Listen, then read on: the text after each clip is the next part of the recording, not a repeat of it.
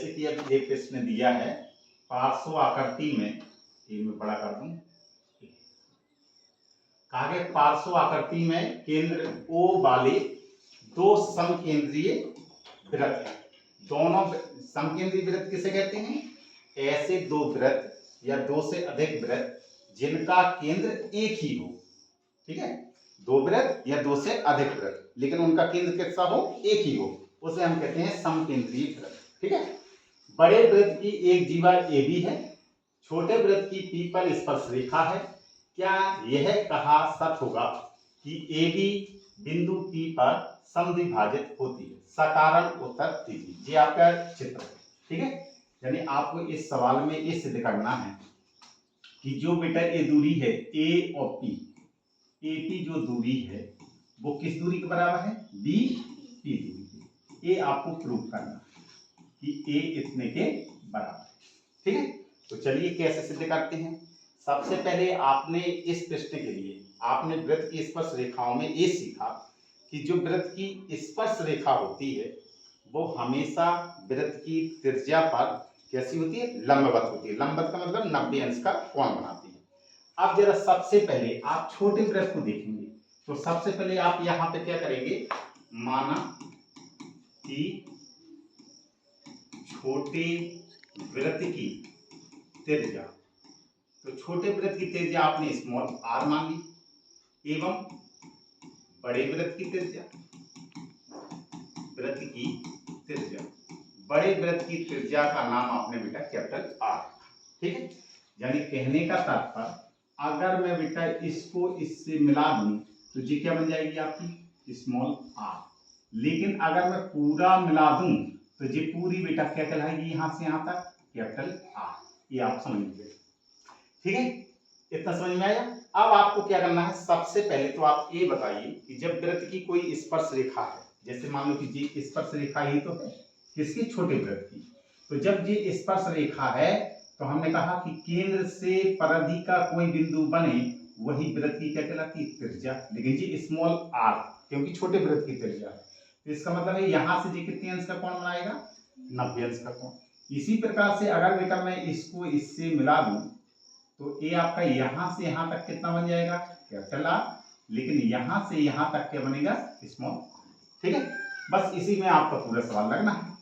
तो अब आप क्या जानते हैं, यहां पे लिखेंगे हम जानते हैं कि वृत्त की स्पर्श रेखा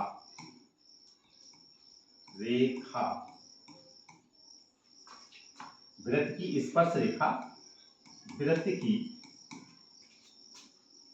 त्रिज्या पर क्या होती है?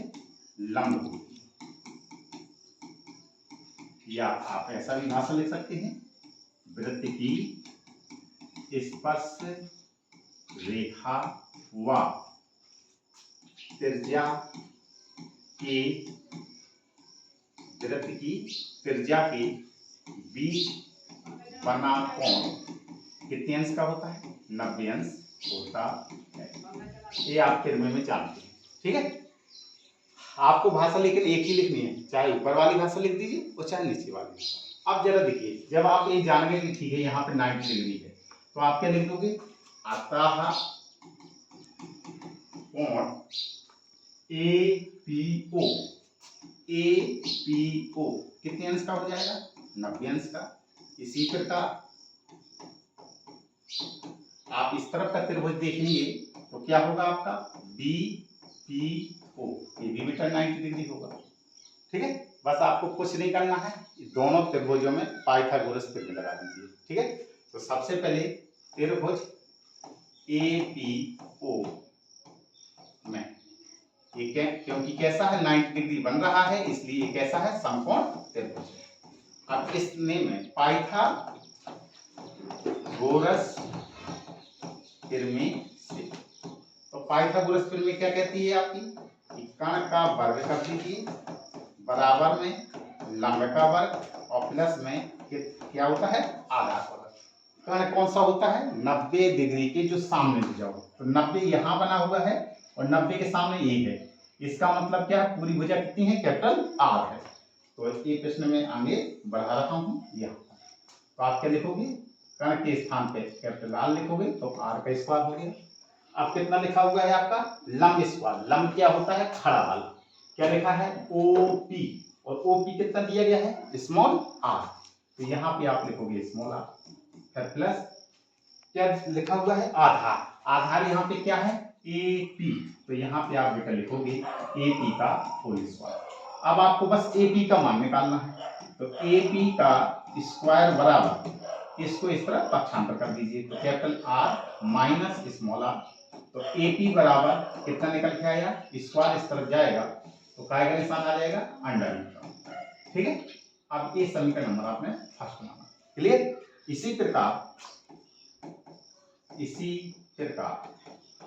समकोण त्रिभुज, इसमें चलिए आप बीपीओ में पाइथागोरस प्रमेय से। तो पाइथागोरस प्रमेय क्या कहती है कि कर्ण का वर्ग बराबर लंब का वर्ग और प्लस क्या कहता है, आधार का। तो देखो बेटा कर्ण कौन सा है, 90 के सामने भुजा देखिए, क्योंकि आपने त्रिभुज यहां तक लिया है तो यहां से लेकर यहां तक की दूरी कितनी है, कैपिटल आर। तो यहाँ पे आप लिखोगे बेटा क्या, कैपिटल आर का होल स्क्वायर। लंब कितना है बेटा, लंब कौन सा है, लंब लंब लंब खड़ा वाला कितना लिखा है, ओपी। कितना लिखा है, स्मॉल आर। तो ये स्मॉल आर का स्क्वायर। आधार कौन है, लेटा वाला, क्या लिखा है, बीपी। तो यहाँ पे आप लिखोगे बीपी का होल स्क्वायर। अब बीपी अकेले का मान निकालेंगे आप, बीपी स्क्वायर। तो आर स्क्वायर किस तरफ पक्षांतर करेंगे, कितना आ जाएगा आपका बेटा, आर स्क्वायर। इसको इस तरफ किया तो स्मॉल आर स्क्वायर। क्लियर। तो अब बीपी अकेले का मान निकालेंगे तो यहाँ पे जगह नहीं है, तो बीपी बराबर स्क्वायर इस तरफ जाएगा तो काय का निशान लग जाएगा, अंडर रूट का। क्या हो जाएगा, R square minus small R. ये समीकरण नंबर सेकंड होगा। ठीक है। अब आप देख रहे होंगे समीकरण फर्स्ट में भी यही मान दिया गया है, समीकरण सेकंड में भी यही मान दिया गया है। तो आप क्या लिखोगे, यहाँ कहीं जगह नहीं है, यहाँ पर दिया। तो आप लिखोगे समीकरण एक एवं समीकरण दो से, समीकरण एक व दो से। तो जरा देखिए बेटा, ये एपी की जगह इतना मान रखा है, तो ये R square minus small R square का जो अंडर रूट है वही मान ये लिखा है। इसकी जगह क्या लिखना है आपको, बीपी।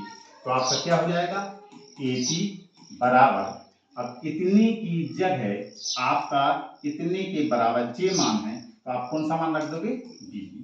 और यही आपको बेटा प्रूफ करना था। तो अब आप लिख दोगे अतः बड़े वृत्त की एक जीवा ए बी छोटे वृत्त की पी पर स्पर्श रेखा है। तो आपसे आगे क्वेश्चन का कहा गया था, हाँ यहां से लिखना है आपको। लिखोगे अतः ए बी बिंदु पी पर समद्विभाजित होती है। ठीक है, बस आपको ये लिखना है। ठीक है, आपको ये प्रूफ करना था, इसको ये आपने प्रश्न देखा, एक विधि एक है। इस विधि एक दूसरी विधि के माध्यम से भी इस प्रश्न को हम आसानी से हल कर सकते हैं। जैसे मान लीजिए एक प्रश्न, ठीक है, क्या है कि इसको आपने इससे मिलाया और इसको इससे मिलाया। क्लियर। आपको क्या प्रूफ करना है, आपको प्रूफ ये करना है कि जो एपी है वो बीपी के बराबर है। ठीक है, क्या करेंगे, त्रिभुज लिया आपने एपीओ एवं त्रिभुज बीपीओ में, दोनों त्रिभुज एपीओ और बीपीओ। ठीक है, ध्यान से देखना, ओ ए इस त्रिभुज में देखना ओ ए और इस त्रिभुज में देखना ओ बी। ये दोनों आपस में बराबर हैं कि नहीं है, क्योंकि बड़े वृत्त की क्या है, त्रिज्या है। ठीक है, एक ही वृत्त की क्या है, एक ही वृत्त की त्रिज्याएं हैं, और वो भी कौन से वृत्त की, बड़े वृत्त की। ठीक है, एक खास बात है। अब आप देखिए, चाहे त्रिभुज ए बनाइए और चाहे त्रिभुज ए बनाइए, किसकी जरूरत है आपकी, ओ की। तो यहाँ पे आपका लिखोगे ओपी बराबर ओपी, लिख दोगे दोनों में ओवेनिस्ट है, ओवेनिस्ट है। तीसरी खास बात क्या है, या आप देखेंगे एपीओ और इसमें देखेंगे बीपीओ। यहाँ पे आप लिखोगे कोण APO बराबर कौन BPO। ये बराबर क्यों मैंने लिख दिए, आप लिख दोगे भाषा। हम जानते हैं कि वृत्त की स्पर्श रेखा व वृत्त की त्रिज्या के बीच बना कोण कितने अंश का होता है, 90 अंश का। इसलिए आपने इन दोनों के बराबर कर दिया और कितने अंश के बराबर कर दिया, 90 अंश।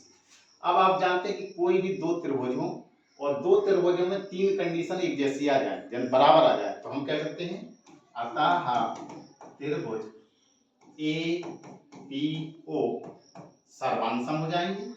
कौन से त्रिभुज के बराबर, BPO। तो दोनों एक त्रिभुज क्या हो जाएंगे, सर्वांसम। तो अब हम लिख सकते हैं अतः। मैंने आपको बताया जब कोई भी दो त्रिभुज सर्वांसम हो जाते हैं तो इसका कहने का तात्पर्य कि इसकी हर चीज दूसरे त्रिभुज की हर चीज के बराबर होगी। तो हम लिखेंगे अतः AP बराबर BP। तो आप इस विधि से भी आप इस प्रश्न को हल कर सकते हैं, उतारने। अब चलिए प्रश्न नंबर पहला किया गया है, दक्षता अभ्यास का पहला सवाल। ऐसे प्रश्न मैंने आपको बहुत लगवाए हुए। क्या है, पार्श्व चित्र में ओ वृत्त का केंद्र है, इसकी दो त्रिज्याएं हैं OP और OQ। ये OP वृत्त की त्रिज्या है, OQ वृत्त की त्रिज्या है। क्या कहा गया है, इस प्रकार है कि कोण POQ 120 अंश का है। हाँ है। बिंदु P और Q से वृत्त की स्पर्श रेखाएं खींची गई हैं। तो आप जानते हैं कि वृत्त की स्पर्श रेखा और उसकी त्रिज्या के बीच में बना कोण कितने अंश का होता है, 90 अंश का होता है। इसी प्रकार से जी वृत्त की स्पर्श रेखा है और जी वृत्त की त्रिज्या है, तो यहाँ पर भी बना कोण कितने अंश का है, 90 अंश का। ये संकेत है 90 अंश का, ठीक है। तो अब आप जानते हैं कि आपको क्या पूछा गया है, PTQ का मान ज्ञात कीजिए। तो ऐसे मैंने आपको बहुत सवाल कराए हैं।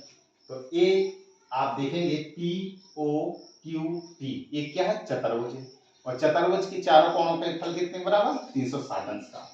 ठीक है, तो आप चारों को जोड़ेंगे तो बराबर में 360 अंश कर लेंगे। तो आप क्या लिखोगे, हम जानते हैं कि चतुर्भुज के चारों कोणों का योगफल कितने बराबर होता है, 360। जोड़िए, ये कितने अंश का है, 90 अंश का। ये कितना है, 120 अंश का। ये कितना है, 90 अंश का। जी आपको मान निकालना, क्या नाम है, PTQ। यहाँ पे लिखोगे PTQ बराबर 360 अंश। अब 90 और 90 कितना हो गया है, 180। 180 में 20 जोड़ेंगे, कितना हो गया आपका, 200 और 100 कितना हो गया, 300। और प्लस में कोण PTQ बराबर कितना, 360 अंश। तो कोण PTQ बराबर 360 और इसके इस तरफ पक्षांतर करेंगे तो कितना आ गया, 60 अंश। बस आपको यही निकालना था।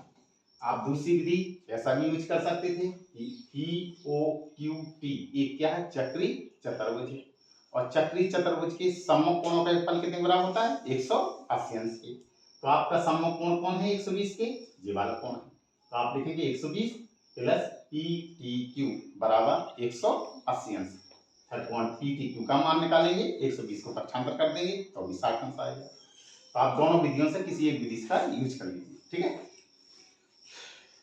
तो कौन सी लगा सकते थे सेकंड विधि, हम जानते हैं कि चक्री चतुर्भुज के सम्मुख कोणों का योगफल कितने बराबर होता है, 180 अंश। तो जी कितना लिखा है, 120 और इसके सामने कौन सा कोण है, PTQ। यहाँ पे कोण लिख देंगे PTQ बराबर 180। तो कोण PTQ बराबर 180, इसको इस तरफ पक्षांतर कर दीजिए, कितना आया, 60 अंश। बस बेटा आंसर आ गया, क्लियर। इसको